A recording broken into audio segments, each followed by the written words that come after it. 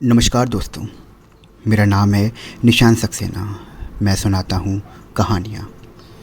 आइए सुनते हैं आज की कहानी, जिसका शीर्षक है मसीहा। लेखिका हैं श्रीमती कुसुम और आवाज़ है निशान सक्सेना की। वसु, चल उठ बेटी, मामा के यहाँ नहीं चलना क्या? माँ ने वसुंधरा को आवाज़ दी। नहीं माँ, तुम ही जाओ, कहकर वसु ने करवट बदल ली। पगली, आज कन्नू का जन्मदिन है और वहाँ तो बच्चों का ही काम है ना? उसके सिर पर प्यार से हाथ फेरते हुए माँ ने पुचकारा। पता नहीं क्यों माँ, मुझे ना वहाँ पर बिल्कुल अच्छा नहीं लगता। हम बिन बुलाए मेहमान हैं वहाँ पर, सबके जैसे मुंह फूले रहते हैं। मेरी तो समझ नहीं आता कि तुम भी वहाँ क्यों जाती हो। वसु ने अनचाहे और अनजाने माँ के दिल का जख्म छेड़ दिया। वसु, थोड़ी और बड़ी हो जाओगी ना तो खुद ही समझ लोगी कि दुनिया में रहते हुए दुनियादारी नस में छोड़ी नहीं जाती। इनसे तो वही छूट पाए हैं जो जीवन से मुक्त हो गए हैं। जो जिंदा हैं उन्हें तो जैसे तैसे निभाना ही है। यहाँ बड़ा दिल करके जीना पड़ता है बेटी, अकेली औरत को तो और भी ज़्यादा। ठंडी आह छोड़ते हुए जब माँ ने यह बात कही तो वसुंधरा ने भी उसका कंपन महसूस किया, इसलिए बिना कुछ कहे तैयार हो गई। उसने देखा कि कैसे पापा के बाद माँ ने इस एक रसोई और एक कमरे के घर में इतना लंबा समय काटा था। तिल तिल करके बचाया और हर वो सामान इकट्ठा किया जिसकी वसुंधरा को ज़रूरत थी। माँ के सिर से दुपट्टा नहीं खिसका। सफ़ेद के अलावा माँ की ज़िंदगी में अब कोई रंग की जगह ही ना थी। इंसान पर उम्र इतना गहरा असर नहीं छोड़ती जितना जीवन की चढ़ती उतरती धूप छोड़ जाती है। लेकिन ज़िंदगी तो चलने का जिंदा दिली का नाम है। जिंदा दिली का ये रंग उसके जीवन में तब मुखर हो पाता जब कभी वसुंधरा का मंगेतर राजीव घर आता था। राजीव एक सरकारी कंपनी में उच्च पद पर कार्यरत था। वसुंधरा के विवाह की माँ की साथ भी पूरी होने को थी। दोनों बचपन के साथी थे। जब कभी घर आता तो खुशियों से चहक महक लिए आता। उसकी फरमाइशें माँ को चैन नहीं लेने देती। कभी फिरनी चाहिए तो कभी गाजर का हलवा। राजीव के माँ बाप की इच्छा थी कि वसुंधरा अभी साल भर अपनी पढ़ाई जारी रख सकती है। उस दिन माँ के कहने पर वसुंधरा कन्नू के जन्मदिन की पार्टी में गई, लेकिन उसकी ऊंची नाक और नाज नखरों से बेखबर और गुमसुम हो रही। घर आते ही उससे सहमी सिकुड़ी वसुंधरा ने कितनी बेतकल्लुफ़ी से कहा, आह, अपना घर, दुनिया में कोई और जगह नहीं है इतनी प्यारी। वसुंधरा की सुबह और शामें पढ़ाई और सिर्फ पढ़ाई का नाम लिखी थी, तो माँ की पूजा पाठ के नाम। सारा दिन पड़ोस की औरतों या बच्चों के कपड़े सीने और स्वेटर बुनने तथा दूसरे घरों के कामों में बीत जाता था।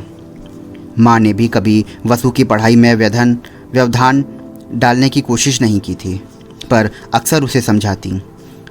वसु, सारा दिन किताबों में सर दिए रहती हो, कभी माँ का भी हाथ बटाया कर।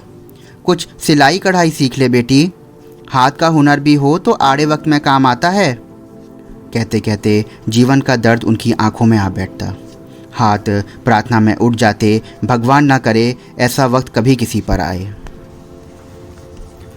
पढ़ाई के सामने वसुंधरा को और किसी बात का होश नहीं होता था। जब से प्रोफेसर गिरीश ने कक्षा लेनी शुरू करी थी, सब कुछ कितना बदल गया था। उसे याद है जब कभी मिस पूनम नाथ से किसी प्रश्न का उत्तर समझाने के लिए कहा जाता था तो वह सिर्फ यही कहती थी, अगर तुम लोगों को इस तरह समझाती रही तो हो चुका सिलेबस पूरा। अगर समझ में नहीं आया तो इसे छोड़ दो, इट्स नॉट दैट इम्पॉर्टेंट। और इस जवाब के बाद किसी की क्या मजाल कि आँख किताब से हटाकर उनकी तरफ भी देख सके। पूरी क्लास में अंदर ही अंदर एक असंतोष बुलबुला रहा था, जिसे वाणी दी थी वसुंधरा ने। मैडम, अगर रीडिंग ही करनी है तो हम अपने आप भी तो कर सकते हैं। देखो, तुम्हें जो करना है करो, तुम कर सकती हो, लेकिन आइंदा क्लास का माहौल ख़राब नहीं करना। कहते हुए वे कक्षा से बाहर चली गई। उस दिन के बाद से वे कक्षा में आती और बिना कुछ कहे सुने चली जाती। अंततः एक प्रार्थना पत्र तैयार किया गया। जिस पर सबके हस्ताक्षर थे और प्रिंसिपल को भेजा गया। प्रिंसिपल ने सहृदयता से पूरी बात सुनी और फिर मिस नाथ की जगह ली प्रोफेसर गिरीश ने। प्रोफेसर गिरीश इस महिला कॉलेज में वैसा ही कुछ स्पेशल थे जैसे एक बॉयज़ कॉलेज में कोई महिला हो सकती है, लेकिन ऐसा सिर्फ इसलिए था जो कोई महिला नहीं कर सकती थी वो वह कर सकते थे। ना जाने कैसा जादू था प्रोफेसर गिरीश के व्यक्तित्व में कि पूरी कक्षा उन्हें एकटक देखती रहती, उनकी गहन और गंभीर आवाज़ सुनती रहती। पढ़ाई शुरू करने से पहले मैं एक बात साफ कहना चाहता हूँ कि मुझे एक डंप क्लास नहीं चाहिए। जो कुछ भी हम पढ़ें उसकी एक रीडिंग भी घर पे करें, प्रश्नावली तैयार करें, कोई शंका हो तो पूछें। अपने विषय की पूरी जानकारी आपको भी होनी चाहिए, ठीक है ना? पूरी क्लास उनसे सहमत थी और हर्षोल्लास से कहती, यस सर। उसके बाद परिचय पूछा गया। सांवला रंग, दरमियाना कद, उम्र 40 से 45 के बीच, आंखों पर चश्मा, हल्की मूछें और दाढ़ी। वैसे तो हर कक्षा वसुंधरा को अच्छी लगती थी, लेकिन प्रोफेसर गिरीश की कक्षा में अधिक मुखर हो गई थी। अगली सीट पर बैठी वसुंधरा प्रोफेसर को पढ़ाते हुए देखती रहती। एक दो बार उसे अपनी ओर देखकर वे भी सकपका जाते, लेकिन उम्र का तकाजा था कि उसे नज़रअंदाज किया जाए। एक बार प्रोफेसर गिरीश, भारत की शासन प्रणाली में राष्ट्रपति की भूमिका, आज हम इसके बारे में पढ़ेंगे। राष्ट्रपति को हटाने के लिए भी महाभियोग का प्रावधान है, जिसके लिए कोई भी सदन 1/4 बहुमत से 14 दिन पहले राष्ट्रपति को नोटिस भेज सकता है, लेकिन शुक्र है कि भारत में अभी तक ये नौबत नहीं आई है। जैसे ही प्रोफेसर ने बात ख़त्म की, वसुंधरा का हाथ उठा। सर, अगर राष्ट्रपति के पास वास्तविक शक्तियां नहीं हैं तो प्रधानमंत्री और राष्ट्रपति में विवाद भी तो चलते रहते हैं, तो इस पद की आवश्यकता ही क्या है? जिस तरह इतने वर्षों से हमने संशोधन किए, एक संशोधन और सही। Brilliant question.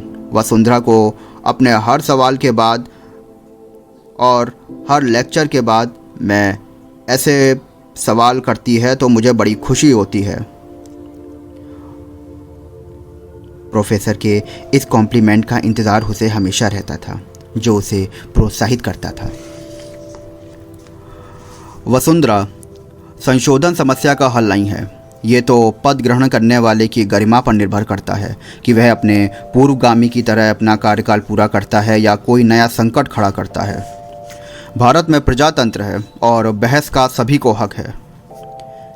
अनजाने ही प्रोफेसर गिरीश ने जिस गरिमा को की बात छेड़ी थी, पता नहीं वसुंधरा उसे समझ पाई या नहीं। कक्षा तो समाप्त हो गई और सभी छात्राएं टीचर्स का मूल्यांकन करने लगीं। हमें तो सभी टीचर अच्छे मिले हैं, लेकिन प्रोफेसर गिरीश तो टॉप पर हैं, दूसरी ने कहा। लेकिन ये सब वसु की हिम्मत से हुआ। हाँ, मिस नाथ को तो ज़रूर नाराज़ कर दिया उसने। वसुंधरा की आदत थी, जब तक कॉलेज की सब बातें माँ को ना बता देती तब तक उसके गले से खाना नहीं उतरता था। माँ लाख मना करती, वसु खाते समय नहीं बोला करते बेटा, लेकिन वसुंधरा तो चिकना घड़ा थी। माँ ने अनुभव किया कि उसकी बातों में प्रोफेसर का जिक्र बार बार होता था। एक ही बात वह तब तक दोहराती रहती जब तक माँ उसे याद न दिला देती। वसु, ये बात मैं पहले सुन चुकी हूँ और तू मुझे कई बार ये बात बता चुकी है, अब चुपचाप बैठ और खाना खा। वसुंधरा खोई खोई सी रहने लगी। पढ़ते पढ़ते नज़र किताबों से हट जाती और सामने की शेल्फ पर रखी पापा की तस्वीर पर टिक जाती। अगले दिन की प्रश्नावली में मल्टीपल चॉइस सवाल थे। वसुंधरा ने सभी जवाब सही दिए थे और प्रोफेसर गिरीश को कहना पड़ा था, बहुत सुंदर, वंडरफुल ऑब्जर्वेशन। ऐसा आत्मविश्वास सभी में होना चाहिए। हर अच्छी चीज़ की बुराई जल्दी उजागर होती है। प्रोफेसर गिरीश के कमेंट अब पूरी कक्षा को खलने लगे थे। वे एक दूसरे की आंखों में सवाल ढूंढने लगी थीं और वसुंधरा इन सबसे अनजान स्टाफ रूम में झांककर अभी प्रोफेसर की सिगरेट के छल्ले उड़ाते देखती तो कभी मिस नाथ से बातें करते। एक दिन ना जाने कैसे छुट्टी के बाद वह दूर तक प्रोफेसर गिरीश के पीछे पीछे चलती रही। उसे पता भी ना चलता अगर प्रोफेसर ने रुककर उससे पूछ ना लिया होता। और क्या बात है वसुंधरा? इनकार में सर हिलाकर वसुंधरा घर के रास्ते चल दी। वसुंधरा ने अपने मन में प्रोफेसर की जो छवि बनाई थी उसे कोई नाम नहीं दिया जा सकता था। सब कुछ ऊपर से शांत और व्यवस्थित था, लेकिन ठहरे हुए पानी में उस दिन एक पत्थर जा गिरा था। जब घर लौटते हुए वसुंधरा की अंतरंग मित्र ने उससे पूछा था, वसु, कुछ जानती हो कॉलेज में क्या बातें हो रही हैं? क्या बातें हो रही हैं? वसुंधरा ने मासूमियत से पूछा। अरे तुम्हारे और प्रोफेसर के बारे में। मिस नाथ भी तुमसे चिड़ी हुई हैं। सुना है रिपोर्ट प्रिंसिपल के पास भी गई है। लेकिन तुम सबके सामने ही तो है जो भी कुछ मैं जानती हूँ वसु, लेकिन सब तो ऐसा नहीं समझते। घर आकर वसुंधरा चुपचाप बिस्तर पर लेट गई और बहुत रोई। माँ ने पूछा तो कह दिया, सर में दर्द है, थोड़ी देर सो जाने दो। रोने से दिल हल्का हो गया था। सोचा जो होगा देखा जाएगा। अगले दिन प्रिंसिपल ने बुलाया और भूमिका बांधनी शुरू करी। वसुंधरा, नियम तो यह है कि जो टीचर तुम्हें दिए जाएं तुम अपनी समस्या उनके सामने रखो। लेकिन मैडम मिस नाथ हमें ठीक से, क्या तुम कहना चाहती हो कि हमारी टीचर जाहिल हैं? प्रिंसिपल का स्वर तीखा हो गया था। तुम समझदार हो, अच्छी स्टूडेंट हो। तुम्हारे साथ ये किससे जुड़े मैं नहीं चाहती। तुम्हारी पढ़ने की उम्र है। और प्रोफेसर गिरीश अब तुम्हारी क्लास नहीं लेंगे। प्रिंसिपल की बात कहीं गहरे मन को छू गई थी। उसे इस बात का भी दुख हो रहा था कि जिस बात का फैसला पूरी क्लास ने मिलकर किया था, वहाँ आज सिर्फ वही बलि का बकरा बनी खड़ी है। क्या सोचा होगा प्रोफेसर गिरीश ने मेरे बारे में? यह कहकर प्रिंसिपल ने उन्हें क्लास लेने से मना किया होगा। माँ अलग परेशान थी कि वसुंधरा को हुआ क्या है, जो ना पढ़ती है ना बात करती है। माँ ने प्यार से पूछा, वसु, मैं देख रही हूँ तू मुझसे कुछ छुपा रही है। वसुंधरा असमंजस में थी कि माँ ने उसके सर पर हाथ फेरा। माँ की ज़िंदगी से सबक ले बेटी, जो पल तुम्हारे सामने है वही सच है। ज़िंदगी ने हमें तो इतनी मेहनत मोहलत नहीं दी कि तेरे पापा और मैं अपने मन की बातें करते। आदमी के मन की था पाना मुश्किल है। जब तक अपने मुंह से नहीं बताएगी तो कैसे समझूंगी कि तुझे क्या दुख है। माँ के शब्दों का जादू कारगर सिद्ध हुआ और वसुंधरा ने कुछ भी नहीं छुपाया कि कैसे कुछ ही समय में कितना कुछ बदल गया। और प्रोफेसर में उसने पापा की झलक देखी। माँ ने सब कुछ ध्यान से सुना और उसे शांत करते हुए कहा, वसु, मैं तेरी माँ और बाप बनकर अपना फ़र्ज़ निभा रही हूँ, पर लगता है कहीं तुझे कुछ कमी रह गई। भगवान की मार के आगे तो मैं भी मजबूर थी बेटी। माँ, तुमने दूसरी शादी क्यों नहीं की? जो बात आज तक वसुंधरा माँ से नहीं पूछ पाई थी वो होठों से निकल चुकी थी। ये सोचकर मेरी बच्ची कि अगर तेरे नसीब में बाप का प्यार होता तो वो तुझसे छिनता ही क्यों। लेकिन आज तेरी हालत देखकर मुझे अपने फ़ैसले पर दुख हो रहा है, और ज़्यादा दुख इस बात का है कि मैंने तुझे अच्छे संस्कार नहीं दिए। अपनी ज़िंदगी की इस कमी को पूरा करने के लिए तू किसी को भी माँ के बराबर खड़ा कर सकती है। कहते कहते माँ का स्वर भीग गया था।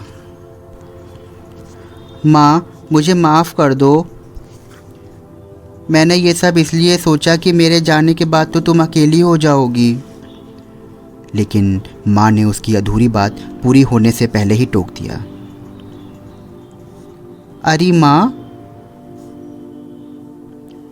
कुछ तो बोलो, मुझे माफ़ कर दो।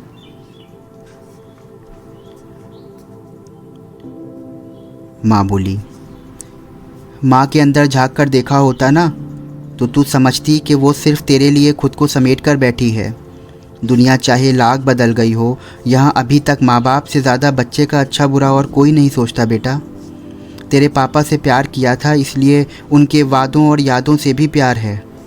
मैं तो तुझ में भी उन्हीं को ढूंढती हूँ पगली।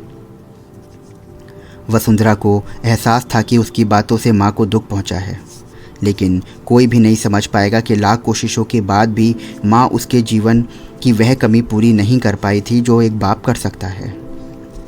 लेकिन दूसरी ओर उसे पश्चाताप भी था। मैं भी कितनी पागल हूँ माँ कि जीवन के त्याग को देख ही नहीं पाई। अगर मैंने ये देखा होता तो शायद मैं ये बेवकूफ़ी की बात ही ना सोचती। सुबह तक वसुंधरा बुखार में तप रही थी। राजीव डॉक्टर को बुला लाया। डॉक्टर के निर्देश पर कोई परेशान करने वाली बात उससे ना की जाए। मैंने नींद और इंजेक्शन और दवाइयाँ लिख दी हैं। माँ ने अचानक एक निश्चय किया।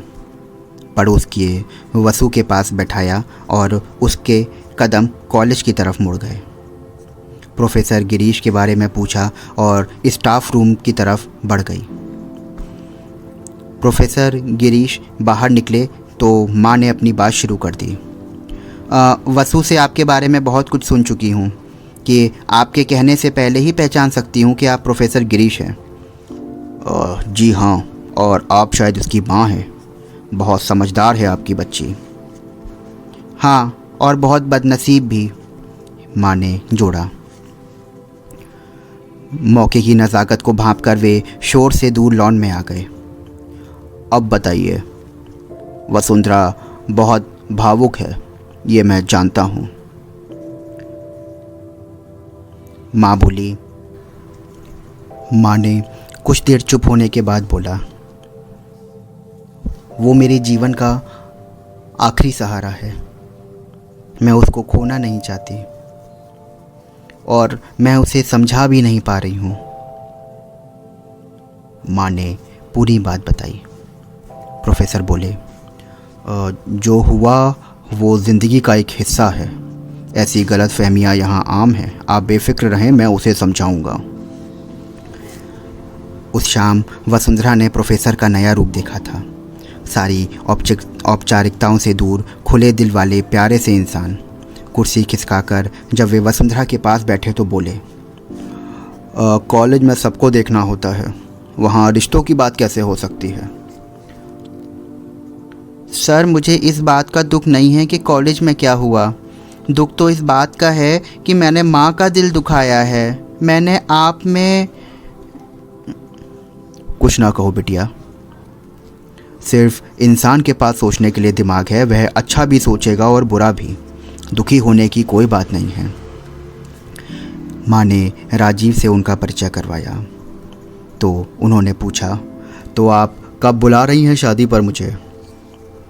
और फिर सबने देखा कि वसुंधरा और राजीव के विवाह पर कन्यादान की रस्में प्रोफेसर गिरीश निभा रहे हैं, ताकि वसु के जीवन का वह खालीपन भर सकें जिससे उसकी सोच को गलत मोड़ मिल गया था।